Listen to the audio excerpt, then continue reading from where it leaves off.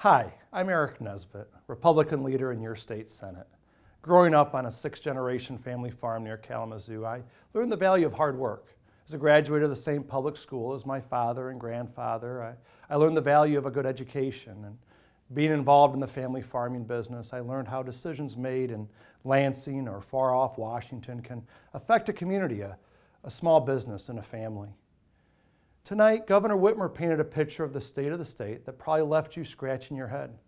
Because as I talked to friends and neighbors who work for a living, the governor's picture was one at odds with the reality most Michigan families are facing.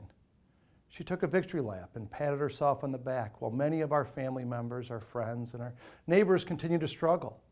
And this was a speech of someone who has spent way too much time in the Lansing bubble. Someone who doesn't worry about the price of groceries or heating her home in the winter or whether her kids can catch up in school. The governor once said in a speech, quote, "Truth matters, facts matter," and they do. And here's the reality of where we as a state stand 5 years into the Whitmer administration and 3 years into the Biden administration. Michigan fourth graders rank 43rd in reading. Only 3 in 10 fourth graders in our state are proficient in math. Our high school graduation rate is 43rd nationally, and our average SAT scores are the lowest on record. What about the economy?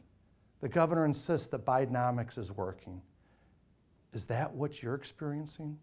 Because the numbers tell a different story. Our unemployment rate is 40th in the nation. Our median household income is 37th.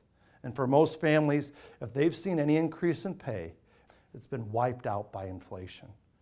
And of course, our population growth, or lack thereof, reflects the reality of our situation as opposed to the rosy picture the governor tried to paint for you tonight.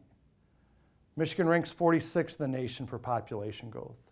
Thousands of our friends and family members and neighbors continue to seek better jobs, better schools, better opportunities, unfortunately elsewhere. And I'm sad to say this is the real state of our state, but it doesn't have to be.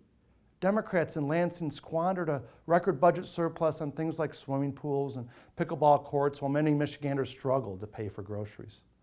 Republicans believe you know how to spend your money better than the government does, and we'll keep fighting to let you keep more of it. Democrats in Lansing fought to raise taxes on Michigan businesses and send your tax dollars to some of the most profitable overseas corporations. Republicans believe we must prioritize homegrown companies and give them the tools they need to thrive.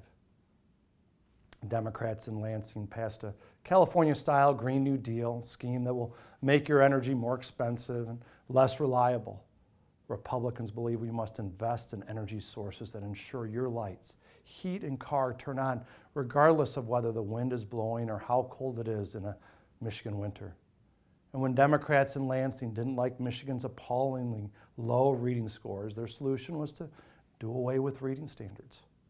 Republicans believe we must raise the bar instead of lowering it. We refuse to accept Michigan being a bottom 10 state for educational outcomes, and we'll give students, teachers, and parents the support they need to get us into the top 10. The picture the governor painted tonight of our state simply isn't the reality most Michiganders are living every day under her policies and those of Joe Biden. You deserve better. Republicans have a vision that puts your community, your school, and your family first, ahead of bigger state government, special interests, or ambitions for higher office. And our commitment to you is that we'll fight every day to get it done. God bless you, and God bless the great state of Michigan.